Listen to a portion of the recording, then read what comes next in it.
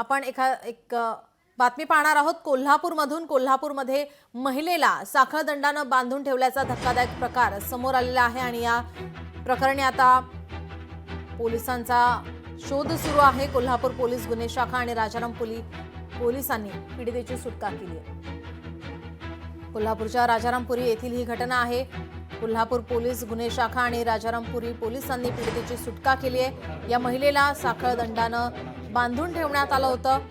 धक्कादायक प्रकार कोल्हापूरमध्ये घडलेला आहे।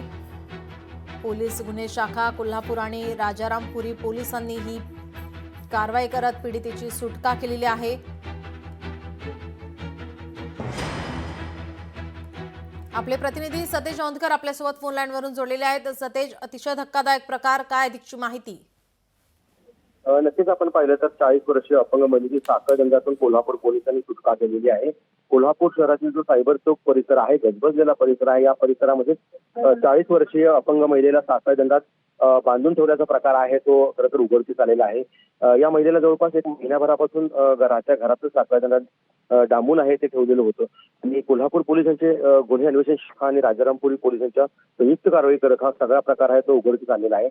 सारिका माळी असं 40 वर्षीय डांबून ठेवलेल्या अपंग महिलेचं नाव आहे आणि कोल्हापूर पोलिसांनी अक्षरशः या ठिकाणी जात त्या कुलपाची चावी बनवणाऱ्या व्यक्तीला देखील बोलावून या महिलेची सुटका आहे ती केलेली आहे।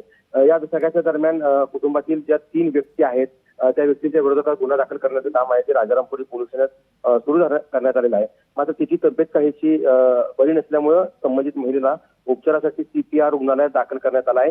तर या सगळ्या प्रकरणाच्या सुरू असतानाच घटनास्थळी खरं तर बाळासाहेब ठाकरे पक्षाचे जे उपनेते आहेत संजय पवार UBTचे, तर ते घटनास्थळी दाखल झाले आणि त्या संबंधित महिलेचा ज्या मुलगा आहे त्या महिलेच्या मुलाला देखील त्यांनी मारण्याचा या ठिकाणी प्रयत्न केल्याचं आपल्याला पाहायला मिळतं। त्यामुळे काही काळ वातावरण तणावपूर्ण बनल्याचं या ठिकाणी दिसून आलं। तर ज्या महिलेला CPR रुग्णालयात नेण्यात आले तिच्यावरती त्या ठिकाणी उपचार करण्यास सुरुवात केली असल्याचं आपल्याला या ठिकाणी पोलिसांनी सांगितलं आहे। धन्यवाद सतेज, आपण दिलेल्या या सविस्तर माहितीसाठी। लोकशाही मराठी ऐका, पहा, जागरूक रहा।